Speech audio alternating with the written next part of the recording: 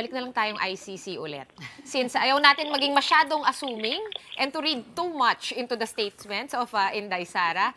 Pero kasi kahapon, no, syempre pumutok na naman itong issue dito sa ICC probe. Of course, by now, I'm sure nabasa nyo na kasi napanood ko po yung interview ninyo sa politico.ph. So kahapon nga, no, si former Senator Trillanes said na concluded na daw itong probe at warrants could be issued as early as next quarter.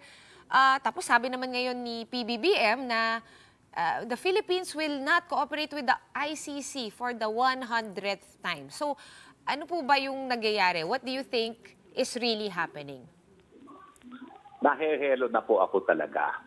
Hindi ko na alam kung anong paniniwalaan ko.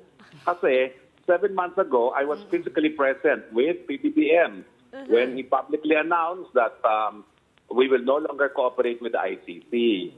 Pero 7 months later, he was to say, yung return natin sa ICC is under study, which is different from what he said 7 months ago. And just 2 or 3 days ago, his Secretary of Justice confirmed that we will now cooperate with the ICC. At the same time, tinanong si Secretary Remulla, bakit ano nangyari, bakit nagbago? Kasi daw merong House resolution in joining us to cooperate. Which is the exact same situation that happened to SMNI. Nagpas ang House ng resolution to revoke the franchise of SMNI. Wala namang bisa yun kasi walang counterpart resolution sa Senado, pero sinunod din ng executive branch. So sa totoo lang, nahehelo na ako. Una-una, I'd like to believe there's only one president, PBBM. But look what happened recently. PBBM said, itigil yung firma na yan. It is unconscionable. Ang word na ginamit niya, yung pagbibigay ng bribery, and there is no way he will allow the Senate to be abolished because he was once a senator. But look what happened. After he called a meeting with the speaker in attendance, tuloy-tuloy pa rin ang pag-gather ng signatures. Sinasubmit pa nga sa COMELEC na yun. So mukhang no one is in charge because the speaker apparently is countermanding what the president has said, defying what the president has said. So hindi ko na ngayon alam kung sinong paniniwalaan. Kasi sabi ni Presidente, itigil ang firma, itinuloy ni Speaker. Sabi ni Presidente, we will not cooperate with the ICC, pero ang huling binitawang salita ng Secretary of Justice, we will cooperate because of the House resolution.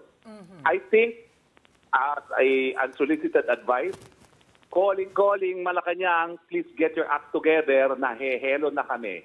Okay, sir. Given na paiba-iba po yung mga statement na nanggagaling sa Malacanang, sa mga cabinet secretary, base po dun sa mga nakukuha ninyong information, kasi dati rin naman po kayong nasa government as cabinet secretary, I assume meron pa rin naman po kayong mga kilala dyan na pwedeng makagather ng mga information. Totoo po ba yung sinasabi ni Senator Antonio Trillanes na dumating daw yung mga kinatawan ng ICC noong December? I have no reason to doubt Trillanes because he is one of the complainants. So he should know. Okay, so meaning possible, attorney, na may mga, kumbaga, sa diplomatic world, kung may back channeling, so possible din na may mga pailalim na mga galaw na, of course, complete... Hindi back channeling ang tawag dyan. On the sly. Dapat na ginawa nila was to coordinate formally with the DFA, and in turn, DFA will refer them to DOJ.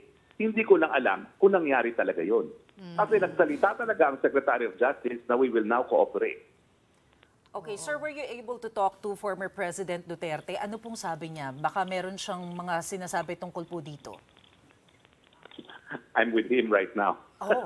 So kamusta po si PRRD, sir? Hello po, sir. I'm with him right now, no?